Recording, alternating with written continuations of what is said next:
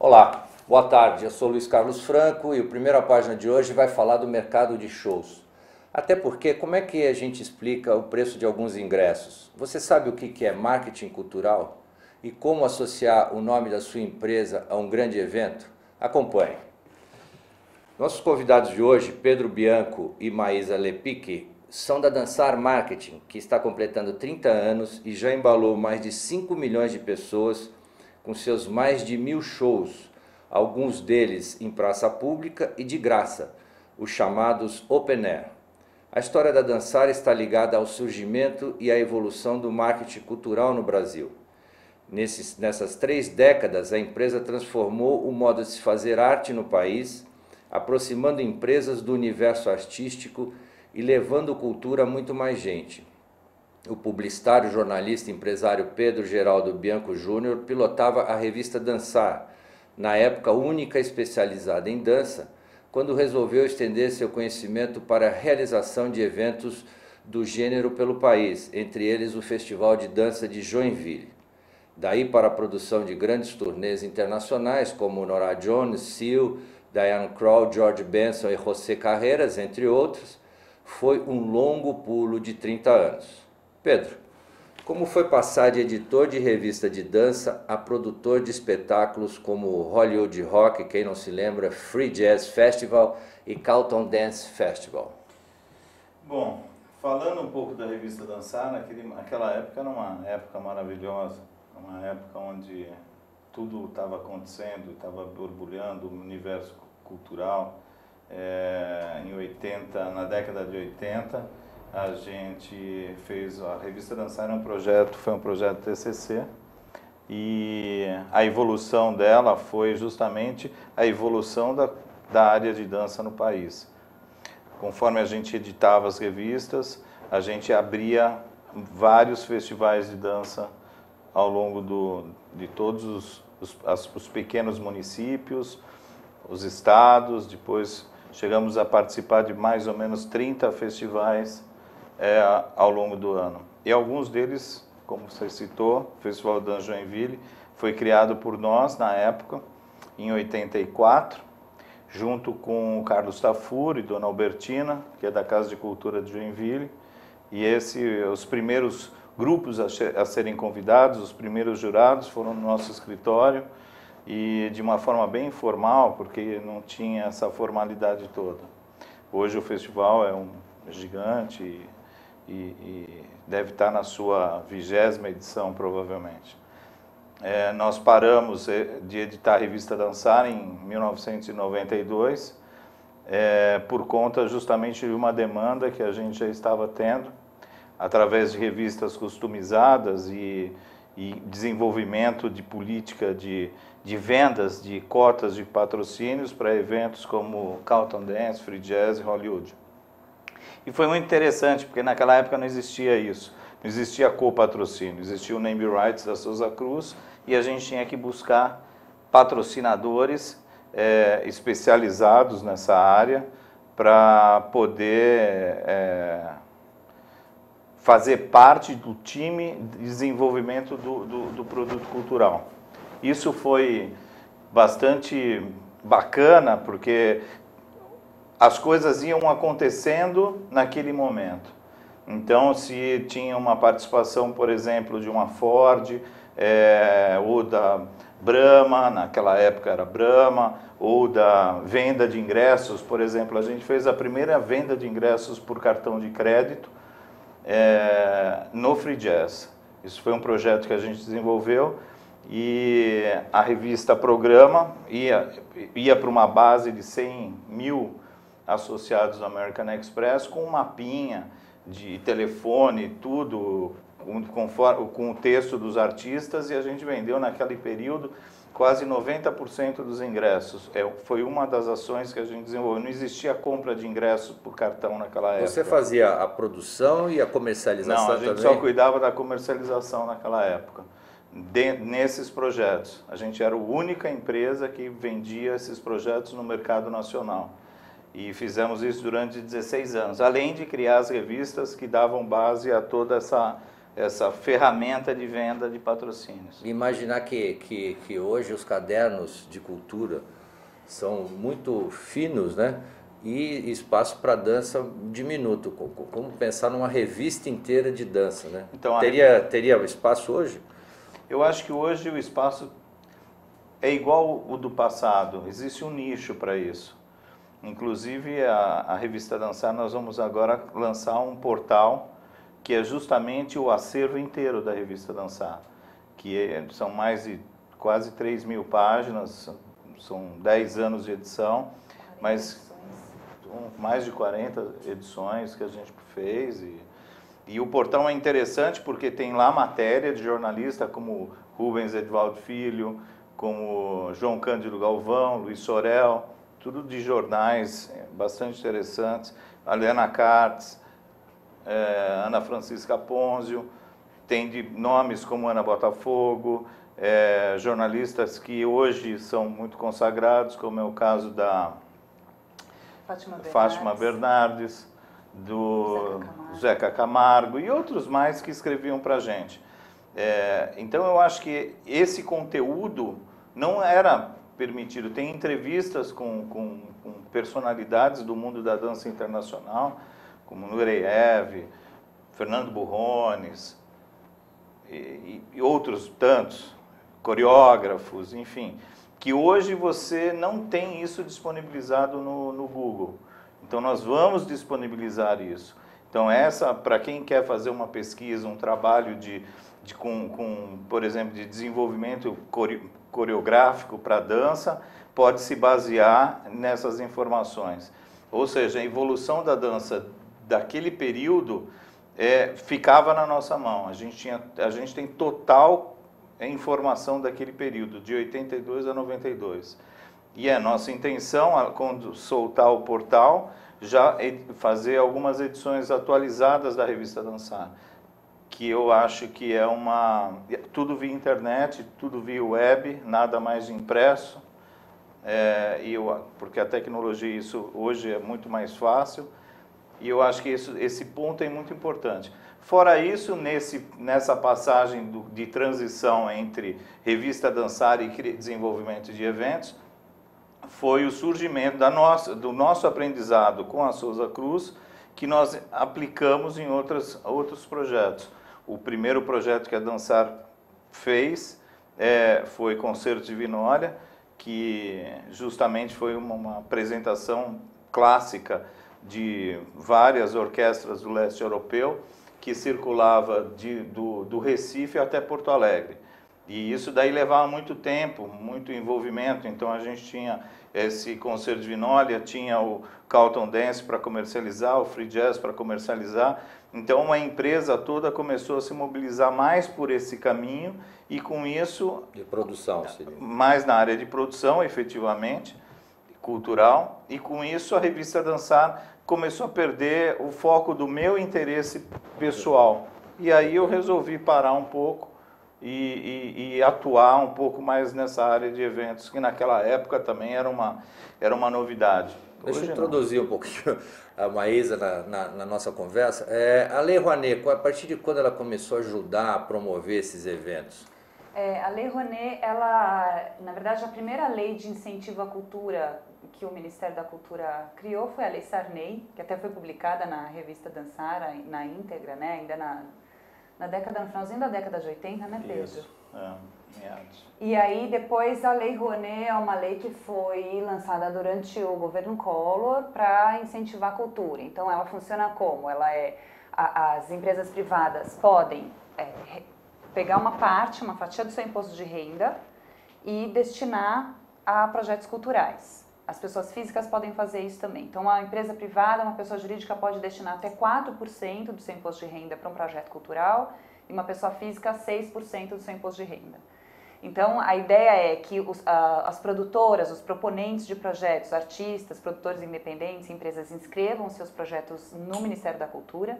O Ministério autoriza a captação de recursos e quando uma empresa qualquer se interessa em aportar valor nesse projeto, o proponente do projeto oferece em troca um recibo de mecenato. E isso é anexado à prestação de contas no imposto de renda.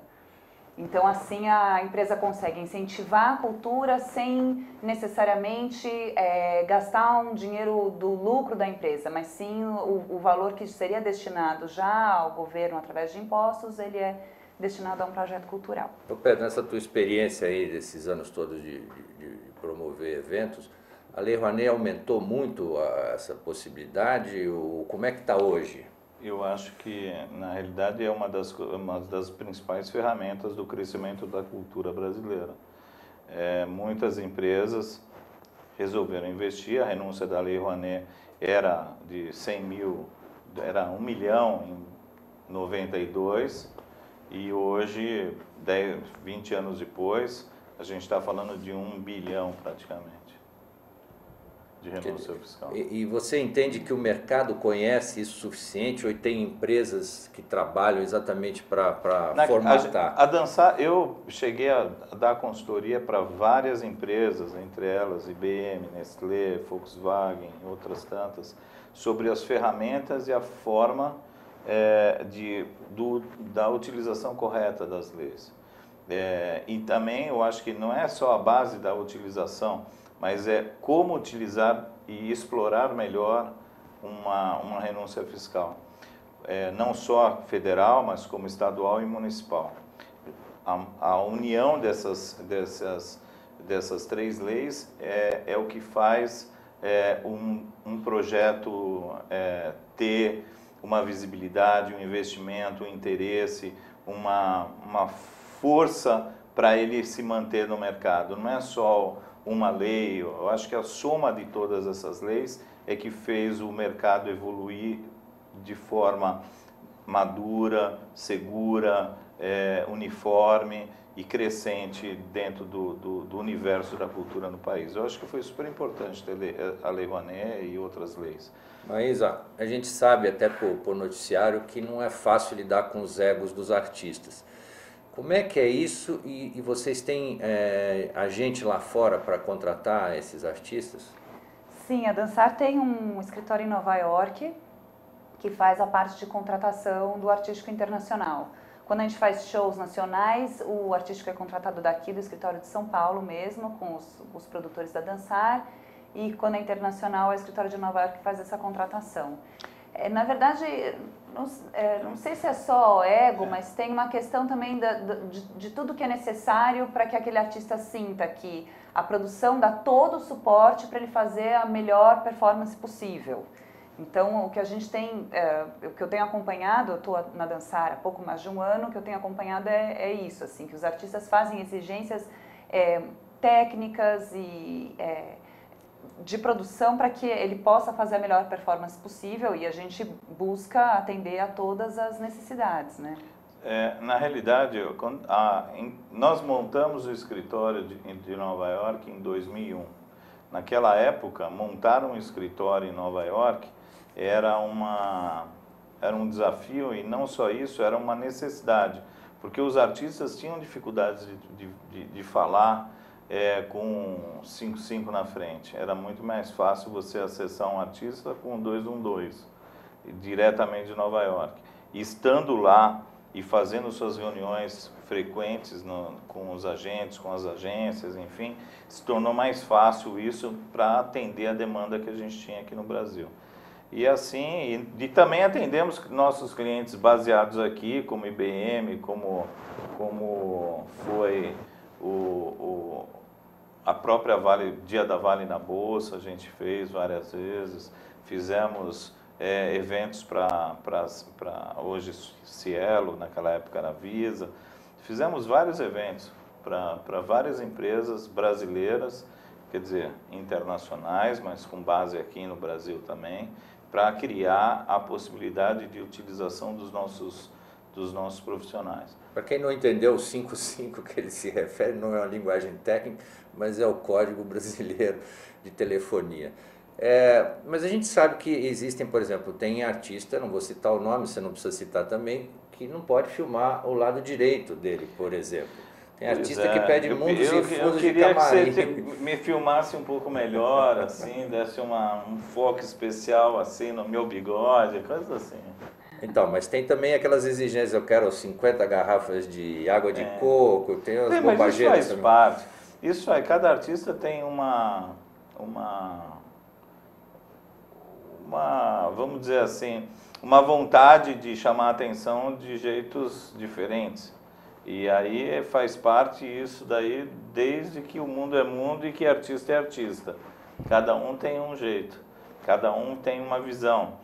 Tem artistas que gostam de criar caso para impressionar, tem artistas que são mais flexíveis, tem outros que já são mais irritados, tem outros que são tranquilos, tem uns que querem sair, outros que querem ficar em casa, querem ficar no hotel, enfim. Olha, teve um caso de um grande nome internacional que a equipe punha muita dificuldade e essa pessoa, depois de uma coletiva de imprensa no shopping em Guatemi, foi comprar joia numa loja famosa aqui em São Paulo e na maior simplicidade. Tá certo que o que ela comprou não era baratinho, não é verdade? Você está sabendo dessa história? Não, eu acho que assim, tem vários artistas que têm uma equipe que procura proteger o artista.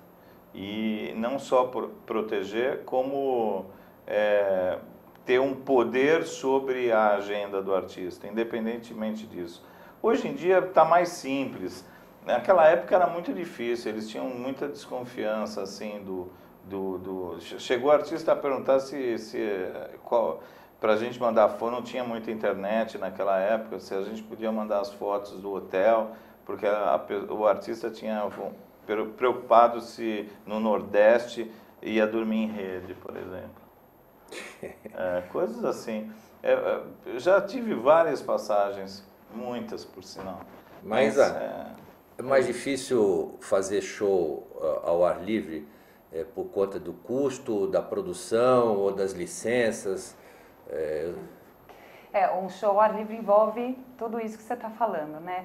O legal do show ao ar livre é a questão da acessibilidade, ele ser aberto ao público, como os eventos que a Dansar fez muito nos parques, né? Acho que talvez seja o grande filão da empresa, pelo que ela é mais conhecida, são os open airs nos parques da cidade, do país, mas é complicado porque é uma estrutura inteira que você tem que montar, toda a estrutura de produção, palco, luz, som, a segurança, banheiro químico, acesso, tudo isso você tem que montar e tem licenças que você tem que recorrer aos órgãos públicos, sem dúvida.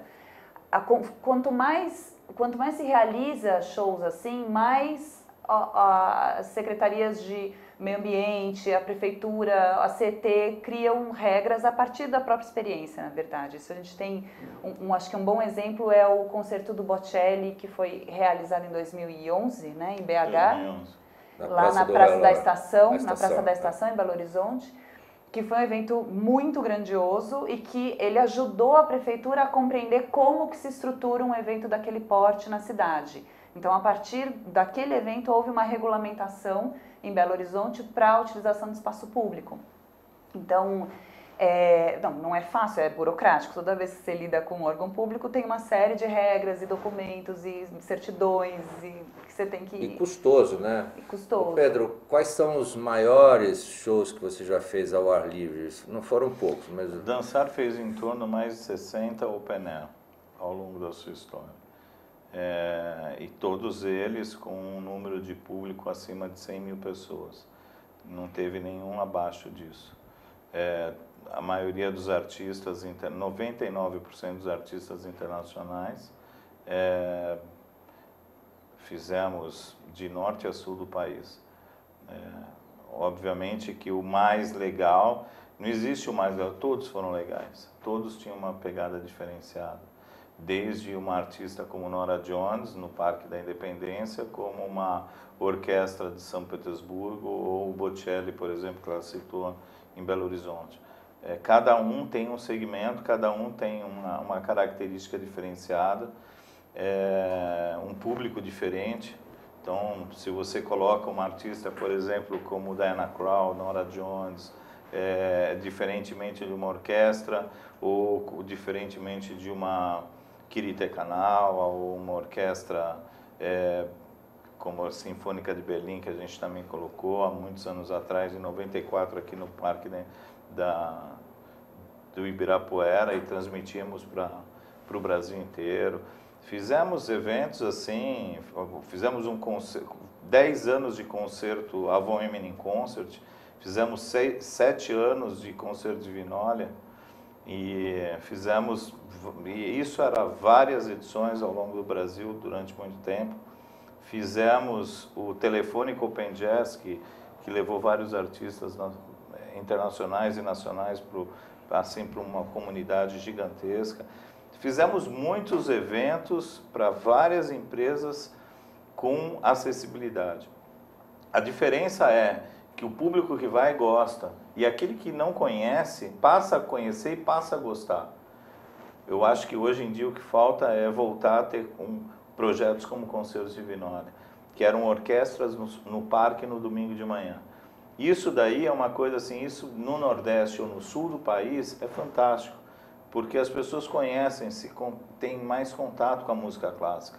Assim como também deveria ter mais eventos populares, não só extremamente populares, mas um popular mais sofisticado, não é para o termo de sofisticação intelectualmente conhecedor do tipo de música, mas para que o público pudesse ter a possibilidade de conhecer grandes talentos da música de maneira livre, gratuita, em vez de ter somente em teatros municipais ou em casas de show caríssimos, sabe? Esses shows que hoje em dia é caro assistir. Hoje a demanda ficou cara, você tem que escolher qual show você vai. Nós vamos falar de ingresso mais para frente, mas, por exemplo, tecnicamente, em termos de produção, Sarah Brightman no Ibirapuera e Norah Jones no Parque da Independência.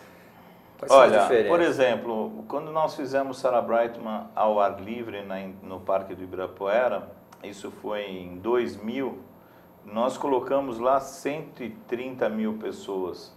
E as pessoas amaram, cantaram junto, foi uma coisa maravilhosa. E elas não conheciam, não tinham acesso a Sarah Brightman em 2000, ela estava no auge da carreira.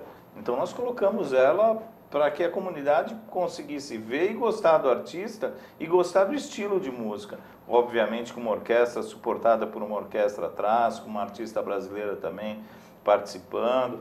Foi bem legal. No caso da Norah Jones, é assim, quando que eu vou ver Norah Jones de graça num parque? Essa é a pegada, não é? Esse é o caminho, é o diferencial que a Dansar usa. A Dansar não faz, bom, vamos colocar a Norah Jones, obviamente, no teatro ou numa casa de show e cobrar 700, 800 reais e vai lotar. Agora, quem não tem esse dinheiro não pode ter a oportunidade de ter contato com a voz e com a musicalidade da pessoa. E eu acho que é isso que falta no Brasil. Eu acho que falta locais para a gente poder fazer cada vez mais eventos ao ar livre. E hoje em dia o que está acontecendo é o contrário. Os parques não estão mais permitindo, por causa das suas associações, música de qualidade, porque quando você faz um grande evento com qualidade, segurança, uma série de coisas, você traz alguma coisa positiva para a comunidade, você traz cultura para a comunidade, conhecimento. Agora, quando você traz um outro show que você liga na rádio e vê e traz uma demanda de público gigantesca, em vez de ajudar ao desenvolvimento, prejudica o desenvolvimento, porque você suja o parque, você cria uma certa negatividade dos moradores que não gostam de que esse público se aproxime do parque determinado X, a polícia militar começa a interferir, o CET começa a interferir, então começa a criar um problema de melhor não fazer, nem o bom e nem o ruim, não importa. E eu acho que isso é que está prejudicando muito as apresentações ao ar livre. Eu acho que tem que ter critério.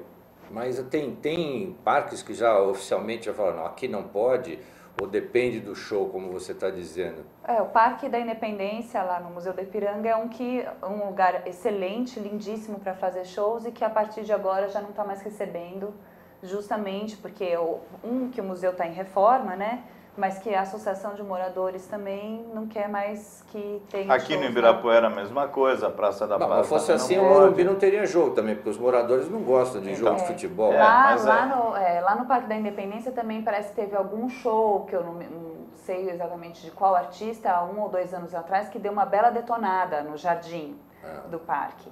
Então, a partir daí, a Associação de Moradores ligados ao parque começaram a entrar com um pedido de proibição mesmo Os bons pagam pelos É, maus, né? cada caso é um caso. Porque você imagina se é o Pacaembu, né? O futebol pode, você não pode fazer um show lá? Não, por causa por causa do barulho? Uma série de fatores, sim, também. Mas o futebol não faz barulho? Não quer Faz, fazer mas ele termina às 11 horas, meia-noite, não mais do que E não isso. pode fazer um show que termine esse horário também? Pode, mas aí é uma questão de critério. Por isso que eu digo, eu acho que tem que ter espaços públicos para shows, para concertos e para atividades esportivas. Não adianta você ter um monte de estádio, Morumbi, Itaquerão, Pacaembu, Arena Palestra, e só ter apresentações do futebol. Peraí, eu acho que não é só isso, eu acho que tem que ter um monte de coisa.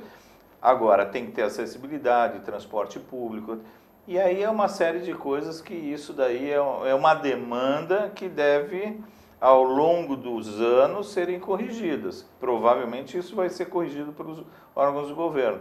Mas, nesse meio tempo, as casas de shows também são restritas. Hoje a gente tem 2, 3 casas de shows e um monte de teatro sendo construído. Mas teatros de 1.500, de 1.700, de 1.000 lugares. A gente precisa de arenas de 3.000, de 5.000, de 8.000, 10.000 lugares, multiuso. É isso que precisa no país, para atender a demanda de shows que está vindo. Porque senão o ingresso fica insuportável, né? Não é só isso.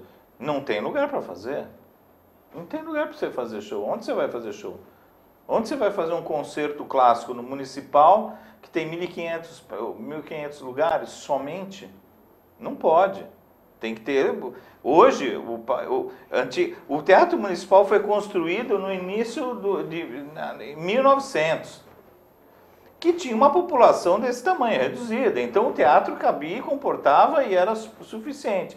Quanto hoje temos uma população, só no estado de São Paulo, 32 milhões de pessoas vivendo? Não é normal um estado como esse ter poucos lugares, principalmente na capital. Eu acho que precisa ter uma demanda não só da iniciativa privada, como do governo, em construção de locais que possam abrigar os concertos e shows internacionais com qualidade, com segurança, acessibilidade a deficientes, uma série de coisas. Precisa de infraestrutura. E isso eu acho que é uma coisa que deve começar, que eu acho que isso surgiu agora, é uma coisa muito recente, desses últimos 5 anos para cá, e que eu acho que muitos projetos já devem estar no papel para ser... Eu espero que não seja um sonho seu, porque nós vamos fazer a Copa sem muita acessibilidade e sem obra de infraestrutura, é só estádio. Mas a Copa é um evento isolado, né? Ter uma estrutura de acessibilidade à cultura é uma coisa para a vida inteira, assim, não é uma coisa pontual, não é um evento, essa é a grande diferença, por isso que é super necessário ter política pública para a cultura, né? Boa. Quanto custa trazer um artista de renome ao Brasil? Não precisa citar o nome, mas um cachê... Depende, tem cachê de 50 mil dólares e de $1 milhão. E como é que paga? Se pagar à vista, adiantado, ou senão ele não vem, metade depende. Antes, não, metade... Tudo é um negócio, tudo tem que negociar com o artista, cada caso é um caso. Eu estou perguntando... Tem inclusive artista que vem para o Brasil pela bilheteria, que é o acordo dele e a bilheteria. Não, mas aí é difícil, é um risco, não é? Para ele. Depende do artista, não há risco. Depende do artista, se o artista for muito popular, não há risco. Vamos polemizar com vocês dois assim. Por que o ingresso no Brasil é tão caro? Eu fui assistir o Yanni no ginásio do Ibirapuera semana passada, e cadeira de pista era R$700. Digamos que o Yanni não é um artista de primeira linha ou de cachê muito alto, eu, pelo menos suponho. Las Vegas, na virada do ano, eu assisti shows muito bons a $120. É esse problema de não ter mas espaço, é que tá, se você patrocínio. for no Carnegie Hall, você aluga o Carnegie Hall por $30 mil. Quanto você aluga uma casa de show aqui? Boa, conta para nós. Certamente não custa $30 mil, porque o que a gente entende é um paralelo. Lá se vive, $1 aqui, teoricamente seria equivalente a R$1 aqui. Uhum. Então nós não conseguimos alugar uma casa de show do estilo do Carnegie Hall, mesmo porque não tem, mas se tivesse, você não alugaria por $30 mil. Então isso daí começa por aí. Começa o local da apresentação, os equipamentos de som, o transporte aéreo, o hotel, as necessidades de uma série de coisas é que demanda um aumento no valor do ingresso. Ok, temos um valor do ingresso caro? Temos. Além disso, você tem IR, PIS, COFINS, ISS, o ECAD, tudo isso incidindo diretamente sobre a receita bruta. E se não tiver patrocínio, então fica inviável. Então, aí você, além de tudo isso, ainda você tem a lei do idoso, que é 50%, e a lei do estudante, que é 50%, que ainda não está implantado. 40% da bilheteria, mas hoje é total, 100%. Então, se você fizer um show jovem, todo mundo vai comprar com 50% de desconto. Se você fizer um show que é mais para pessoas mais maduras, como é o caso do Yanni, você vai encontrar o idoso. Então, como é que você vai conseguir fazer um preço? Então, os produtores colocam, se custa $100, já colocam $200, o dobro, porque sabe que isso, certamente 70%, 80%, às vezes até 90% da bilheteria vai incidir com ou idoso ou jovem. E você não tem esse público de meia idade extremamente comprador, porque a criança não vai ou o idoso não vai, o jovem não vai, não existe, isso é muito raro, esse tipo de nicho. Então, esse é o problema da inflação dos ingressos. Mas a Dansar é só mega eventos ou ela faz outros tipos de evento? Faz outros tipos de evento também. A gente tem um projeto na casa muito bacana de responsabilidade social, que a gente já faz há 7 anos, que é com patrocínio da AstraZeneca, chama Viva Cultura, um projeto de intervenção em hospitais que atendem crianças em tratamento de câncer. A gente tem os shows corporativos também, os eventos corporativos que a gente faz para as empresas diretamente. Então, a Dansar faz eventos de todos os tipos. A gente já fez cinema em praça, já fez projeto de educação com a Nestlé. Teatro. Teatro, um evento de teatro bacana, de investimento em formação de grupos amadores, que é o Criação Teatral, que a gente fez com a Volkswagen. Então, a Dansar tem uma gama, uma atuação completa em cultura, né? Atingindo todas as áreas, literatura, música, cinema, teatro, dança. O nosso negócio é cultura. Eu adoro te provocar, Pedro. O nosso negócio é cultura. O Bocelli é seu artista exclusivo? Não, na realidade, nenhum artista é exclusivo de ninguém. Mas você traz muito Bocelli e tem plano de trazer esse ano? A gente vai trazer ele esse ano para um evento em Aparecida, para iniciar as comemorações dos 300 anos do aparecimento de Nossa Senhora Aparecida. Esse é um projeto É por isso que o Papa vem ou vem por causa dos 300 e aproveita e assiste o Bocelli? Na realidade, esse evento dá o início ao triênio, quer dizer, o início às comemorações como um todo. Nós temos bastante apoio de Aparecida e estamos buscando patrocínios. Eu acho que é um evento que vai ser transmitido para o Brasil inteiro, vai ter uma repercussão internacional. O artista gosta, acha muito interessante esse tipo de... E vai ser num local inusitado. Nunca foi feito nenhum grande evento em Aparecida do Norte no estacionamento. Vai ser aberto ao Patrocinadores em potencial, atenção. Estou me apertando aqui com o horário, mas eu quero mais uma perguntinha aqui. Ô Pedro, a ética nesse mercado, as grandes estão comprando as pequenas, está sobrando pouca gente. Como é que funciona isso nesse mercado já tão reduzido? Isso daí faz parte, como todo mercado, conforme você... E isso é uma decisão muito pessoal dos empresários. Tem empresa que está comprando outras empresas e tem empresas que estão vendendo. Eu acho que tem que ter a procura e a demanda. Então, e o mercado hoje está muito propício. O Brasil hoje é um grande mercado de entretenimento para as empresas internacionais. Eu acho que em pouco tempo nós só vamos ter as nossas bases de empresas brasileiras que atuam na área de entretenimento e cultura e também no esporte vão ser adquiridas por multinacionais. Isso é uma tendência, isso não vai... em vários setores. Né? Isso daí é óbvio que isso vai acontecer, está na cara. Se a gente nem teatro ainda tem direito, imagina quando tiver. Então, a demanda ainda é muito grande. Então, eu acho que... E o que nós atuamos hoje, nós estamos muito aquém do que é feito nos Estados Unidos. Então, eu acho que as empresas de lá já estão vendo que aqui é um mercado muito potencial para essa atividade. Não vão só... Independe de compra de casas de show ou de terrenos para construir locais de evento. Depende disso. É muito mais do que isso.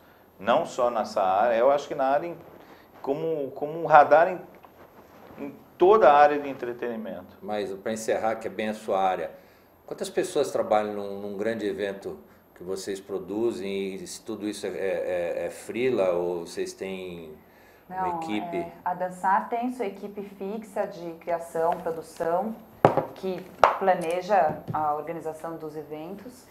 E a gente, daí os profissionais freelancers vão sendo contratados de acordo com a demanda do projeto. Então, se é um evento muito grandioso, você tem que ter muita gente trabalhando, né? Produtores artísticos, ter uma equipe técnica, ter os produtores executivos. Então, é uma infraestrutura que se monta em função daquele projeto e depois ela é desmontada. Então, a cada evento... Gera muita mão de obra, muito mão de obra, muito emprego. Eu acho que isso é legal, porque não é, a cultura também se faz disso. Você precisa contratar bons profissionais. E desde de mão de obra barata, como profissionais técnicos. Então, eu acho que gera uma mão de obra bastante... Uma busca por isso muito bom. Gente, eu queria agradecer a presença dos dois, infelizmente começamos com um pouquinho de atraso.